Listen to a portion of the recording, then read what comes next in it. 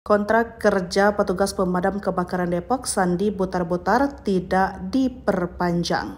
Diketahui, Sandi kerap melontarkan kritik terhadap buruknya kualitas sarana dan prasarana Damkar Depok. Hal itu diduga menjadi alasan kontraknya tidak diperpanjang Damkar Depok. Sosok Sandi memang cukup kontroversial. Dia kerap melontarkan kritik terkait minim dan buruknya peralatan Damkar Depok. Hal ini membuat Damkar Depok panas dan menganggap Sandi bagai duri dalam daging. Dia bahkan tidak segan menunjukkan peralatan Damkar Depok yang rusak di akun media sosialnya. Unggahannya kerap viral dan bahkan pernah direspon langsung oleh Wakil Kota Depok saat itu. Dalam video yang viral dikutip Sri Pokus Selasa 7 Januari 2025, Sandi sendiri tidak tahu alasannya apa padahal sudah hampir 10 tahun pengabdian.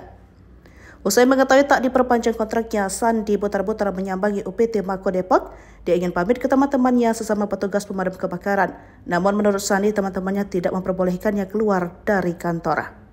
Sebelumnya, Dinas Damkar Depok tidak memperpanjang kontrak kerja Sandi yang tertuang dalam surat keterangan kerja pada Kamis 2 Januari 2025 dengan nomor 800-140-PKTT-PO Damkar 2024. Di dalam surat itu, petugas atas nama Sandi Butar-Butar tidak diperpanjang kontraknya setelah 9 tahun lebih bekerja.